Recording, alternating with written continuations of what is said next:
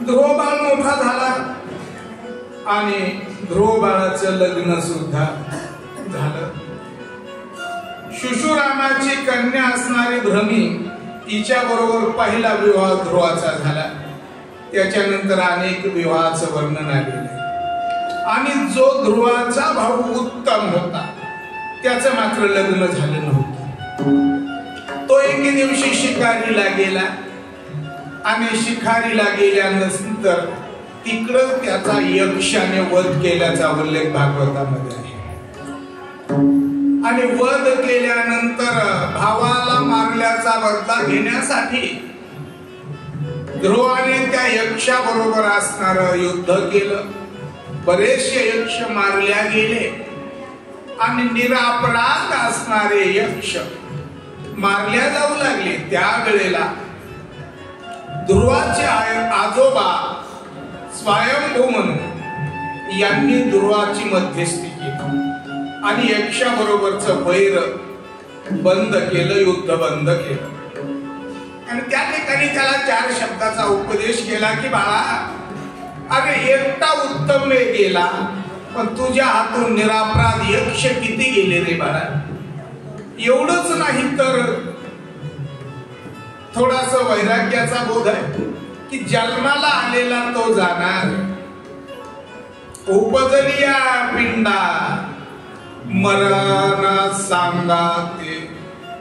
कारण प्रत्येक प्राणी जो आला तो जाणार आहे, म्हणून तू असणार त्या यक्षाला मारू नकोस. युद्ध बंद केलं आणि पुढे असणार ध्रुवाच्या वंशाचं चरित्र वर्णन करण्यात आलेलं आहे. 2 मुलाचा असणारा उल्लेख आलेला आहे. एक उत्कल आणि दुसरा वत्स. उत्कल थोडासा मंद बुद्धीचा होता असा उल्लेख आहे आणि त्या आत्म्यामध्ये रममान असणारा उत्कल ते कोणाच्या व्यवहारात पडत नव्हता. आणि अशी आत्म्यात रममान असणारी, जास्त बडबड न करणारी आणि दिवसाकाठी दुसऱ्याचा न चहा पिणारी, अशाला सरासरी लोक आता भोळसर म्हणते. आमच्या इथं माणूस चांगला आहे पण जरा भोळसर आहे. काय झालं म्हणजे असं जास्त बडबड करून कोणाचे खिशे चापित नाही, कोणाला चहा मागत नाही, त्याला म्हणतात लई बुद्धिवान आहे, लई चाप्टर आहे. कारण हे मृत्यू लोकीचे उपराटी. मृत्यू लोकाचा धंदाच उलटा झाला. नाथ बाबा सांगतात ना, आज बाई म्या नवल देखिले आणि वळचणीचे पाणी आढ्यास गेले. तेच भागवत म्हणतात ज्ञानेश्वरी मध्ये, मृत्यू लोकीचे उपराटे, उलटा चाललेला धंदा आहे दादा. आणि म्हणून असा उत्कल होता. त्या उत्कलाला मग राज्याभिषेक कसा सांभाळीन म्हणले, म्हणून त्याचा दुसरा भाऊ वत्सराला बसवलं. तिथून पुढे असणार वंशाला सुरुवात झाली. आता कोणत्या वंशामध्ये 12 मुलाचा उल्लेख आहे, कोणत्यामध्ये 9 मुलांचा उल्लेख आहे. आणि मनुपासून असणारा आपला तो वंश विस्तार आला. आणि त्याच वेळेला अंगराजाचं चरित्र समोर येतं. कारण अंगराजा हा सात्विक होता. पण कधी कधी असं होतं दादा, बाप चांगला असतोय पण पुढे पोरग चांगले येत नाही, किंवा बाप वाईट असला तर मुलगा चांगला येतो. कधी दोन्ही चांगली दोन्ही वाईट. काही काही वेळेला सगळा परिवारच वाईट. आपण पाहतो काही काही वेळेला घरा कोण कसा पाहुणा आला तेही तसा. मग सगळे रविवारच्या पंक्तीचेच अधिकारी. खिचडी भजी केल्या कोणालाच खाऊ वाटणार, म्हणजे काय तोंडाला चवत नाही. पाहुण्याच्या इथं मुक्कामाला राहून काही उपयोग नाही. तसा अंगाचा असणारा अंगराजा चांगला होता. पण त्याच्या पुढे वेन राजा जन्माला आला. त्या वेनाच्या कथाची असणारी कथा आपल्याला पाहायला मिळते. वेन राजा थोडासा वाईट मार्गाचा निघाला, हिंसर होता, सर्वसामान्य समाजाला त्रास देणारा होता. आणि म्हणून ऋषी मुनींनी एक दिवस अंग राजाला लई त्रासल्यामुळं, अंगाचा असणारा मुलगा होता पण त्याला जास्त दिवस महाराज ठेवलं नाही. आणि त्याचा मृत्यू झाल्यानंतर पण अंग राजा तसा का निघाला? त्या अंग राजाच्या वागणुकीला कंटाळून, वेन राजाच्या वागणुकीला कंटाळून अंग राजाही निघून गेलेला. मग राज्याला राज्यकारभार चालवण्याकरता कोणीतरी पाहिजे म्हणून ऋषी मुनींनी त्याची स्थापना केली. पण पुढे ते खूप त्रास देऊ लागले आणि म्हणून त्याचा असणारा शाप देऊन मृत्यू झाल्याचा उल्लेख भागवतामध्ये आलेला आहे. आणि अशा वेळेला तो असणारा वेन राजा मेला, शाप देऊन ऋषींनी मारला. पण आता भानगड अशी आहे की राज्याला राज्यकर्ता कोण आहे? कारण राजाला राज्यकर्ता असण्याची गरज आहे. आणि म्हणून त्या वेनाच्या असणाऱ्या शरीराचं मंथन केल्याचा उल्लेख आहे. आणि त्या मंथन केल्यानंतर त्याच्या बाहूमधून राजा पृथूचा असणारा जन्म झाल्याचा उल्लेख भागवतामध्ये आहे. आणि त्या पृथू राजाने प्रजा समान प्रजेला आपल्या कुटुंबाप्रमाणे असणार वागणूक दिलेली आहे. आणि त्याच वेळेला राज्याभिषेक झाला. राजावर आरूढ झाल्यानंतर एक दिवस पृथ्वीचा आणि पृथू राजाचा संवाद आहे. पृथू राजाने पृथ्वीला असणार सपाटीकरण केलं म्हणून या भूमीला नाव पृथ्वी पडलेलं आहे. हे सगळं काम केलेले पृथू राजाने, असा भागवतामध्ये उल्लेख आहे. काय जे कोणाला पाहायचं असेल 5000 वर्षापासूनच तर त्यानं भागवत वाचायचं, सांगण्यासाठी नाही तर आपल्याला आत्मा आनंद मिळण्यासाठी. आणि मग त्याच वेळेला पृथूचा आणि पृथ्वीचं, पृथू राजा आणि पृथ्वीचं युद्ध सुद्धा सांगितलंय. बाण मारल्याचा उल्लेख आहे. त्यावेळेला पृथ्वी शरण आली कारण पृथ्वीने बरेचशा वनस्पत्या, धान्य आपल्या पोटामध्ये साठवून ठेवलं. मग का ठेवलं त्याचाही उल्लेख पृथ्वीने सांगितला की राजा, तुझ्यासारखा प्रांजळ प्रेमाचा राजा या पृथ्वीवर नव्हता रे आतापर्यंत. ह्या वेनासारखे होते आणि ते निष्कारण मला त्रास देऊ लागले. आणि म्हणून मी हे सगळ्या वनस्पत्या माझ्या गुप्त रूपाने साठवून ठेवलेले हे मी तुला देते. पण त्याच्यासाठी मी जे असं डोंगराळ भाग आहे ना त्याचं सपाटीकरण तुला करावं लागेल. पाणी अडवा, पाणी जिरवा ही त्या काळाची योजना आहे. पण कळायला 5000 वर्ष लागले. आपण एवढे बुद्धिवान आहे. आणि सपाटीकरण करून जिथं पाणी थांबल, वलवा राहील आणि पेरलेलं धान उगवल, अशी तू सुधारणा कर, योजना कर. त्यावेळेस तुला माझ्यापासून फायदा होईल. म्हणून तेव्हापासून शेती करणार, मेहनती करणारच शेती उत्पन्न बटईने देणारच नाही. आणि अशा या काळामध्ये पृथू राजाला पृथ्वीने साथ केली आणि त्याने असणाऱ्या या भूमीवरती भूमी पिकवली आणि आनंदाने सगळे राहू लागलेले. त्याच वेळेला पृथूने सर्व समाजाला आनंद दिलेला आहे. अशी ही आनंद भूमी राजा पृथूच्या काळात झालेली आहे. आणि त्याच वेळेला प्रथूचा सगळे असणारा सन्मान करू लागलेले आणि नंतर याच भूमीवरती पृथ्वीराजाने यज्ञ केले. कारण यज्ञ का करायचे आणि पूर्वीचे राजे महाराजे आणि ऋषी मुनी यज्ञ का करायचे तर यज्ञाच्या मुखाने भगवंताला आहुती पोहोचती येतात. म्हणून यज्ञ नारायण संतोष पावला आणि प्रत्यक्ष तो आला कुंडातून. प्रभू रामचंद्राच्या काळामध्ये राजा दशरथाने यज्ञ केला, त्याच्यामध्ये नामदेव महाराजांच्या अभंगाचा उल्लेख आहे. आणि तो यज्ञ नारायण जर आपल्याला संतुष्ट करायचा असेल तर यज्ञ करावा लागतो दादा. पण यज्ञ करणं ही सामान्याची गोष्ट नाही, खर्च भरपूर येतो त्याच्यासाठी. आणि असा यज्ञ केल्यानंतर पाऊस पडतो.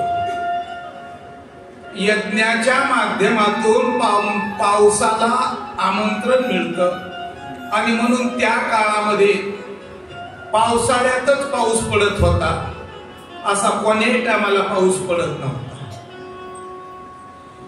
कारण पृथ्वीवर ज्यावेळेस दुष्परिणाम निर्माण होतात त्यावेळेस सामान्य जनतेवर संकट येतं. मागे कथा निघून गेली आपली वेळाभावी. ज्या वेळेला द्वारकेला अर्जुन महाराज गेले होते, भगवान श्रीकृष्ण निजधामाला गेल्याची बातमी अर्जुनाला माहित झाली होती. आणि त्यावेळेस हस्तिनापुरामध्ये आपशकून होत होते आणि ते आपशकून पाहून धर्मराज चिंतातुर होते की द्वारकेला गेलेला अर्जुन अजून परत येत नाहीये आणि आपशकून व्हायला लागलेले, काहीतरी वाईट घटना घडली. आणि मग त्याच वेळेस त्या भिल्लाने असणार अर्जुनाचा अपमान केलेला आपल्याला पाहायला मिळतो. हे आपशकून ज्या वेळेला भूमीवर होता, जमीन पिकत नाहीये, गाई म्हशी दूध देत नाहीये, फुलाच्या झाडाला फुलं लागत नाहीये, फळाच्या झाडाला फळं लागत नाहीत. समजा काहीतरी वाईट घटना किंवा या पृथ्वीवरती पापाचा खूप भार झालेला आहे आणि तो भार कमी करण्यासाठी पृथ्वीराजाने पुन्हा असणारा यज्ञ केलेला आहे. आणि यज्ञामधून असणार भगवान विष्णूची त्यांना आशीर्वाद मिळाला आणि पुढे असणार त्याच पृथ्वीराजाला सनकादिक संतांनी उपदेश केला. आणि पुढे असणार पृथ्वीराजाची परंपरा सांगितली, तो म्हणजे प्रेचता. प्रेचतानेही असणारे भरपूर असणारे यज्ञ केले आणि पुढे असणारी कथा लांबत गेली, वेळ कमी आहे आणि म्हणून ध्रुवाची कथा आपण म्हणजेच उत्तानपादाची असणारी कथा सांभाळून प्रियव्रताच्या कथेचा आरंभ जर केला तर प्रियव्रताच्या असणाऱ्या वंशाचं वर्णन आलेलं आहे. पुढे नाभी नावाचा राजा आहे, अग्निंद्र नावाचा राजा आहे. पुढे थोडक्यात सांगायचं म्हणजे वृषभ देवाचं असणारे चरित्र होईल का सांगायचं.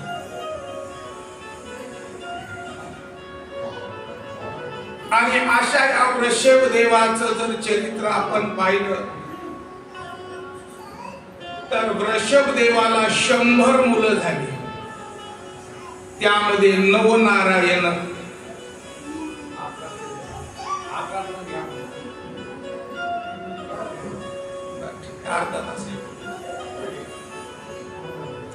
नवनारायण हे अति विरक्त वैराग्यशील आणि तीर्थ भ्रमण करण्याकरता पृथ्वी भ्रमण करण्याकरता निघून गेले. त्यांचा आणि विदेही जनक महाराजांचा संवाद आपल्याला भागवतामध्ये पाहायला मिळतो. पण त्यानंतर एक जो होता तो असणारा राजा भरत. भरत राजा हा वैराग्यशील पुण्यशील, उपमा द्यावी कवनी अंगात. जेवढी त्यांना उपमा दिली तेवढी कमीच आहे. कारण भरत राजे हे राजेच होते, पण राज्याला असे चिटकून राहत नव्हते. राज्यामध्ये असून सुद्धा विरक्त असायचे. कधीही त्यांना असणारा ममतेचा लवलेश बाधा करू शकलेला नाही आहे. आणि म्हणून त्यांना सतत असं वाटत होतं की आता आपण राज्यापासून दूर व्हावं. का तर परमार्थ प्रपंच संपादिना दोन्ही एकही निधानी न घडे त्याशी तुकोबारा बोलतात. आणि म्हणून त्या असणाऱ्या भरताला तपश्चर्या करण्याची इच्छा झालेली आहे. पहा काय भाग्य असेल दादा, सगळ्या गोष्टी संपन्न आहे. राजा म्हटल्यानंतर राजा चाले तेथे वैभव सांगाते. एवढं सगळं श्रीमंत असताना, सुख विलास असताना सुद्धा त्यांच्या संपत्तीचं वर्णन माऊली करतात. 18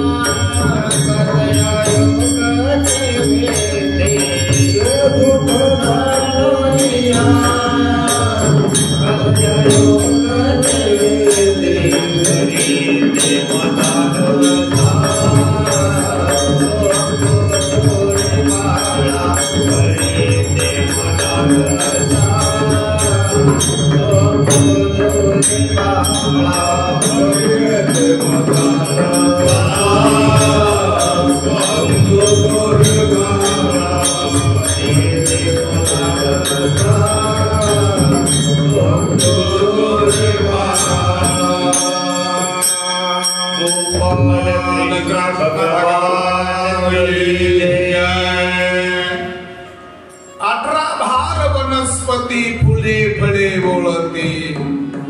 22 त्या पोखरणी नदी गंगा वाहते. ज्या घरी कुलस्त्रिया राज्य राणी व संपत्ती हे सुख सांडोने कासया वन सेविती किंवा योग सेविती. कारण एवढं असताना सुद्धा वनामध्ये का जातात तर ते सांगतात की या प्रपंचामध्ये आपला आत्महित, आपला आत्म उद्धार होणार नाही आहे. नाथ बाबा भागवताच्या 11व्या स्कंदामध्ये वर्णन करतात, प्रपंच जरी सुख जोडे तरी का सेवावे गिरीकडे. राज्य टाकून गेले वेळे थोडे ते काय वेळे म्हणावे. भ्रताहरीने राज्य टाकिले तेने गोरक्षा ते पूजिले. राज्य टाकोने मुंडे झाले कित्येक गेले भूपती. अरे मोठमोठ्या राजांनी सुद्धा राजाचा त्याग केलेला आहे. नवनाथ ग्रंथामध्ये आपण गोपीचंद राजाची कथा ऐकलेली असेल. काय गोपीचंद राजाचं वैभव होतं. पण ज्यांना जालिंदरनाथांचा उपदेश झाल्याबरोबर काना वचनाची भेटी सरिसाची पैकिरटी वस्तू होऊन ठाकी आपण जो. अरे संतांचे बोल कानावर पडताच क्षणी मी जीव नाही मी ब्रह्म आहे हे ज्यांची वृत्ती निर्माण होतीये दादा. म्हणून अशा राजाने घराचा त्याग केला दादा. पण ज्या वेळेला आपण घराचा दाराचा त्याग करतो ना त्यावेळेस आपल्याला कोण विचारतंय. म्हणून पूर्वीपासून संतांची ओळख सामान्य माणसाला झालेली नाहीये. महाराज म्हणतात गणाने गोत्राचा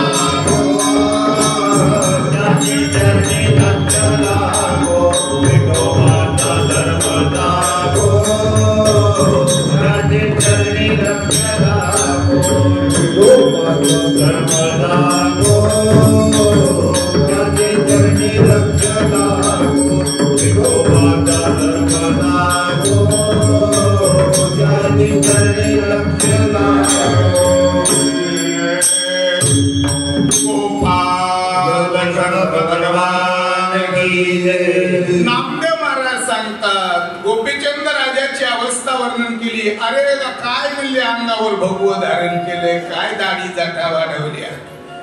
स्वतःच्या तोंड समाजाला दाखवायचं नाही पण पाहुण्या रावण्याच्या तरी घरी येऊ नये म्हणून ज्या नगरामध्ये त्याची बहीण दिलेली होती त्यांनी सुद्धा सन्मान केला नाही. आणि म्हणून असा राजा भरत वनामध्ये निघून गेले. आपल्या भूतलावरती 3 भरत झाले दादा. एक वृषभदेव यांचा भागवतामध्ये भरत राजाचं चरित्र आहे. एक राजा दशरथाचे प्रभू रामचंद्राचे भाऊ रामायणामध्ये भरत आहेत. आणि एक दुष्यंत राजा आणि शकुंतला ज्याला आपण म्हणतो त्यांच्या पोटी एक भरत जन्माला आले. त्या भरताचं चरित्र असं आहे. विश्वामित्राच्या तपश्चर्येसाठी स्वर्गातून आलेली मेनका आहे. शब्दाशर्थ जाणून घ्या. आणि त्या मेनकेला एक मुलगी झाली. तिनं राहण्याचं संपलं. विश्वामित्राला सांगितलं ही मुलगी सांभाळून घ्या. आता त्यांना वाटलं मी ऋषी आहे आता ह्या लेकरामुळे आपली आबरू जाणार. त्यांनी ते वनामध्ये लेकरू ठेवून दिलं. तेही निघून गेले. पण देव राखी तयार. वनामध्ये लहान लेकरू हिंसर पक्षी आहे पण त्या लेकराचं शाकुंतल नावाचा एक वनामध्ये पक्षी आहे. त्या पक्षानं त्या लेकराचं संगोपन केलंय. ऊन पडलं की पंख झाकायचे सोनचित पाणी आणून त्याला पाजायचं. आणि एके दिवशी कण्वा नावाचे मुनी त्या वनामध्ये फिरायला गेले. आपलं काही शिष्यमंडळ आहे आणि त्यांच्या नजरेस ते लेकरू पडलं. लेकराकडे पाहिल्यानंतर अंतकरण भरून आलं आणि दादा ते लेकरू उचललं, आपल्या आश्रमात आणलं. लहानाचं मोठं झालं आणि त्या असणाऱ्या शाकुंतल नावाच्या पक्षाने तिचे संगोपन केल्यामुळे त्या मुलीला नाव शकुंतला ठेवण्यात आलं. मुलगी लग्नाला आली आणि त्या असणाऱ्या कण्वा मुनीने दुष्यंत नावाच्या राजाच्या मुलाबरोबर त्याचं लग्न लावून दिलं. पहा, वनात जन्माला आली, ऋषीच्या आश्रमात वाढली आणि राजाची राणी झाली. याला म्हणायचं भाग्य. का तर भगवंताची जर कृपा झाली ना तर रंकाचा राजा होतो आणि भगवंताची अवकृपा झाली की राजाचा भिकारी होतो. रंक होती राजे यमाची घरी, आचार नाही बरा म्हणून या. राजे सुद्धा भिकारी होतात. इथं प्रारब्ध लागू पडत. पण बरेचसे माणसं प्रारब्ध मानायलाच तयार नाही. प्रयत्न वाद तुकोबारायनच शिकवावा आणि त्यांनीच प्रयत्न करावेत. प्रयत्नावर बोलत असताना त्यांनी प्रयत्नवाद सिद्ध केलेला आहे. असाध्य ते साध्य करिता सायास, कारण अभ्यास तुका म्हणे. महाराज सांगतात प्रयत्नानं पांगुळ सुद्धा पर्वत चढू शकतो. पण कधी कधी अन्न मान धन हे तो प्रारब्ध आहे. म्हणजे सगळ्याच गोष्टी प्रयत्नानं मिळत नाही. हजारो फूट प्रयत्नानं बोर घेता येत दादा, पण प्रयत्नानं पाणी लागत नाही. पाहता पाहता डोळ्यालाच पाणी येते पण बोर मधून पाणी येत नाही. तसंच आहे. आणि केवळ प्रयत्नालाच फळ आलं असतं तर आडत्यापेक्षा हमाल श्रीमंत झाली असते. आडतीमध्ये माल घालतोत ना आपण, सोयाबीन मध्ये इकायची ना फुकट भाव, त्या वेळेला कोण पाठीवर पोत उतरीते, आडत्या का हमाल? हमाल. मग आडत जास्त कटती का हमाली जास्त कटती?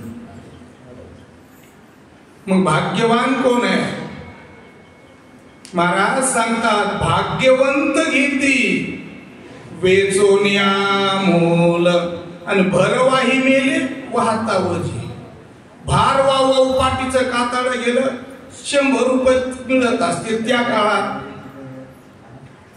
आणि राजे आडते राजे झाले. प्रारब्धाचा दोष आहे. तस या शकुंतलेचं भाग्य उदयाला आलं आणि राजाची राणी झाली. आणि त्याच दोघांच्या पोटी एक मुलगा झाला, त्याचं नाव भरत. आजही आपण काय म्हणतो, भरत खंडे नरदेह प्राप्ती ही तो परम भाग्याची संपत्ती. त्या राजाने पुत्रा समान प्रजेचं पालन केलं म्हणून त्या भरत देश राजाचं नाव या भरत देशाला आहे. आणि भरत देशाचा पुढे भारत देश झाला. आपण ज्या देशात राहतो त्या देशाचा काही आपल्याला उल्लेख माहित असावा म्हणून त्या भरताच्या नावाने भारत देश आहे. असा एक भरत आहे.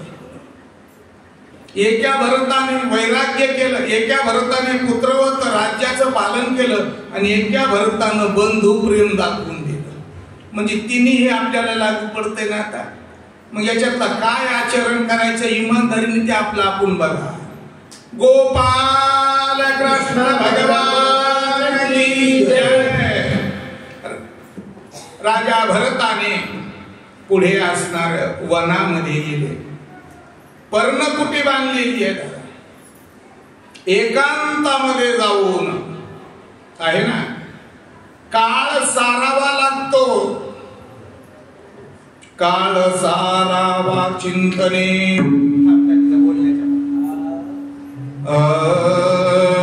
काळ सारावा चिंतने काळ सारावा चिंतने काळ सारावा चिंतने काळ सारावा चिंतने एकांतवाते गंगाधारी एकांतवाते गंगाधारी एकांतवाते गंगाधारी एकांतवाते गंगाधारी देवाच्या पूजने देवाच्या पूजने देवाच्या पूजने प्रदक्षिणा तुळशीच्या प्रदक्षिणा तुळशीच्या तुळशीच्या प्रदक्षिणा तुळशीच्या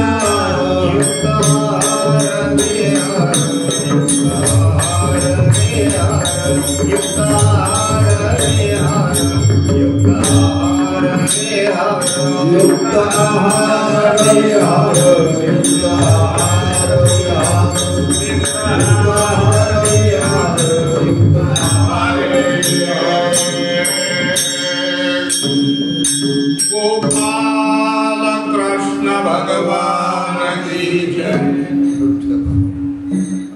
महाराज ते चिंतनामध्ये काळ सारू लागलेले आहेत आणि असा चिंतनामध्ये काळ सारत असताना गंगेवरती स्नान करायचं सर्वांना कथा भाग माहित आहे. आणि एक दिवस ते असणारे गंगा स्नान करण्याकरता गेले. तेवढ्यामध्ये एक हरण पाणी पिण्याकरता आला असा उल्लेख आहे. आणि त्या हरणाने पाणी पित असताना सिंहाची किंकाळी ऐकलेली आहे. कारण जीवरूपी हरणाने काळरूपी सिंहाची किंकाळी ऐकलेली. दादा लक्षात असू दे, असे कितीतरी हरण येतात आणि जातात, पण एक दिवस आपल्याला सुद्धा काळरूपी सिंहाचा आवाज ऐकला ना दादा, अवस्था त्या हरणाची होती. लक्षात असू द्या, एवढा मृत्यू सोपा नाही. माणसं म्हणतात कवा एकदा मरायचं, एकदा नाही मरायचं, हजारो वेळा मरायचं. किती वेळा जन्म यावे, जवा जवा जन्म तवा तवा मरण आहे. आणि म्हणून ते मरण एवढं सोपं नाहीये. भीष्माचार्यांना विचारल्यानंतर त्यांनी मरणाचा अनुभव सांगितला. 1000 इंगळ्या एकदाच चावल्यानंतर ज्या वेदना होतात त्या वेदना मृत्यू समयला होतात दादा. मरण एवढं सोपं नाही. कारण या जीवाचं आणि या असणाऱ्या देहाचा एवढा घट्ट संबंध बनलेला आहे की यानं स्वतःच्या स्वरूपाला विसरलेला आहे. आपल्याला पुरंजन कथा याच्यामध्ये ऐकायला मिळतीये. पुरंजन नाम जीव आणि अविज्ञात त्याचा मित्र म्हणजे देव. देव आणि जीव बरोबर आहे ना, मूळचे एकच आहे. नाथबाबा हरिपाठामध्ये सांगतात ना, जीव शिव दोन्ही एक रूप झाले, मुळीचे संचले जैसे तैसे. कारण मूळच असते देव आहे ना. पण अज्ञानाने किंवा जसं छोट पक्ष्याचं पाखरू नवीन पंख फुटल्यानंतर भरारी मारण्याचा प्रयत्न करतं आणि जसं जसं भरारी मारतं तसं तसं ते निघून जात. तसंच आपलं बी ना, लहानाचं मोठं केलं, काबाड कष्ट करून फीस भरल्या, लेकरू लहानाचं मोठं झालं, डॉक्टर इंजिनियर वकील झालं, तसं तसं निघून गेलं आणि तिकडं त्यानं लग्न केलं. मायबाप घरी तसेच. तसं त्या पक्षासारखं जीवन आहे दादा आपलं, तसं त्या हरणासारखं जीवन आहे. राजा पुरंजन भ्रमण करीत असताना फिरत निघाला मित्राला सांगितलं मी आत्ता येतो. पुढे गेला, त्याला सुंदर प्रकारचं सरोवर पाहायला मिळालं. त्या ठिकाणी सगळं मंगलमय वातावरण आहे आणि एक गाव दिसलं त्याला. त्याला 9 द्वार आहेत असं भागवतामध्ये वर्णन आहे. आणि या 9 द्वाराच्या गावाला सुशोभितपणा सगळा असल्या कारणाने तो त्या गावाचा राजा झाला. त्या गावामध्ये राहू लागला. आणि कसा आला आणि काय काय घेऊन आला. अरे सवे घेऊन चवगे जना, घेऊन चवगे जना, घेऊन चवगे जना, घेऊन चवगे जना.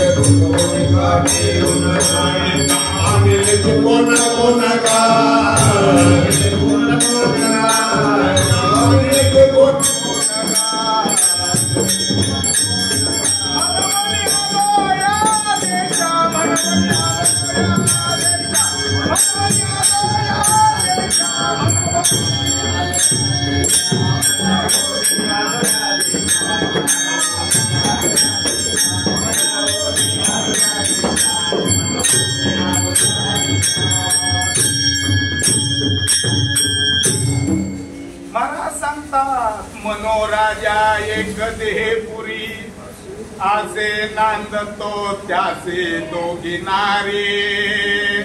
पुत्र पौत्र संपन्न महाभारी, तेने कृपा केली आम्हावरे गा. मनवणी आलो या देशा, नाही तरी भुललो इच्छा. दाता तोही मज भेटला तेने. आणि म्हणून अशा प्रमाणे या मी देहाला आलेलो आहे, सगळं संपन्न आहे. पुरंजन नाम जीव. या 9 द्वाराच्या गावामध्ये पुरंजन राजाचा प्रवेश झालेला आहे. दादा आपल्या देहाला 9 द्वार आहेत लक्षात असू. आणि याच 9 द्वाराच्या गावामध्ये राजा पुरंजनाची वस्ती आहे. आणि फिरत असताना त्याला एक सुंदर तरुणी मिळाली. तिच्या बरोबर एक 5 फणाचा नाग तिचं संरक्षण करण्याकरता आहे. काही अंगरक्षक आहे. त्यातील एक 10 नायकीचा पती सुद्धा सांगितलेला आहे. खूप विस्तार मोठा आहे ते, पण थोडक्यात सांगतो, वेळ संपला. आणि म्हणून असं त्याचं राज्य वाढलं आहे ना. ती मिळाली वासना, जन्म घेणे लागे म्हणून जन्माला प्रवृत्त झाला. या देहाला आला. आणि या देहाला आल्यानंतर एवढा रममान झाला, एवढा रममान झाला. आणि मग एके दिवशी त्याच्या राज्यावर शत्रूने वेढा दिला. शत्रूने चाल केली आणि त्या राजाला जिंकलं युद्ध करून. आणि राजाला गावाच्या बाहेर काढण्यात आलं. आणि त्याच वेळेला राजा बाहेर काढला, बंदिस्त केला, बांधून टाकला. आणि त्या गावाला त्याच्या समोर काय केलं, आता मेल्यावर काय करते, अग्नी लावली, अग्नी.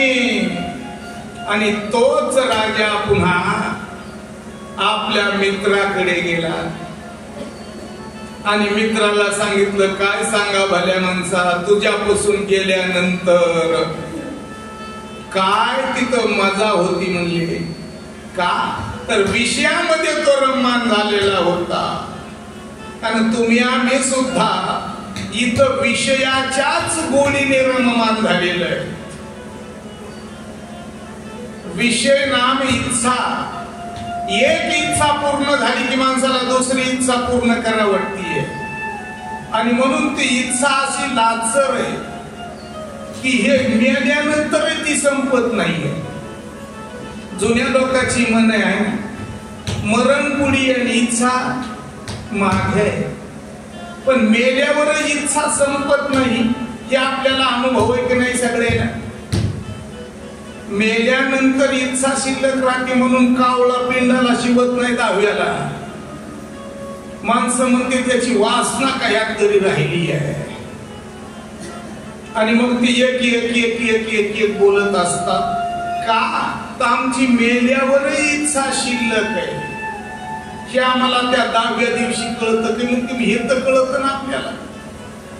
त्याच न्यायाप्रमाणे ह्या पुरंजनाची आपल्याला जीवनामध्ये कथा घेणं अत्यंत गरजेची. आपण सुद्धा पुरंजन आहोत. शब्द रूप रस स्पर्श गंध याच्यामध्ये रममान झालो आणि एके दिवशी या देहरूपी गावाला काळाचा येढा पडणार आहे ना. बैसला शेजारी काळ उषा, घडी घडी काळ वाटायची पाहे, अजून किती आहे अवकाश. म्हणून या काळाला असणार जर रोखायचं असेल तर या भरतासारखं ध्यान धारणा करा. तुका म्हणे काळा हाना तोंडावरी, भाता भरा हरी राम बाणे. आईसी जोडी करा राम कंठी धरा, जेने चुके फेरा गर्भवास. करा हरी भक्ती परलोक येईल कामा, सोडविल यमा पासोनिया. म्हणून जीवनामध्ये तीर्थयात्रा करा, व्रत वैकल्य करा, दान धर्म करा, अन्नदान करा. हेच आपल्या पुढे येणार आहे आणि हेच कामाला धर्मच फक्त आपल्याला यमाच्या दरबारामध्ये साक्षी देणार आहे. म्हणून धर्म करा, धर्म करा, तेने देव येतो घरा. या असणाऱ्या राजा भरताने अशा प्रकारे नाम चिंतन केलं आणि नाम चिंतन करता करता 11 वर्षे झालेली सेवा इथंच आपण आता पूर्ण करू. गोपाल कृष्ण भगवान की जय, शुकाचार्य भगवान की जय, भागवत महापुराण की जय.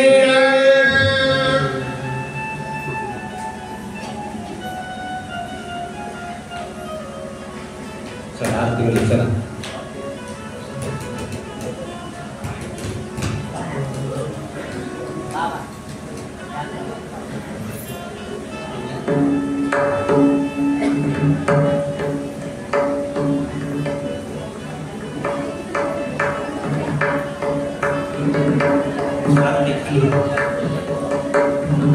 हॅलो, आजच्या श्रीमद भागवत कथेचा आजचा 3रा दिवस.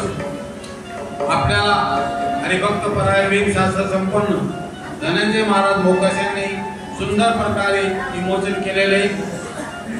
आणि आपल्याला काही दुसऱ्या सूचना आहेत त्या द्यायच्या आहेत. ही कथा संपल्यानंतर ज्या भाविक भक्तांना चेतून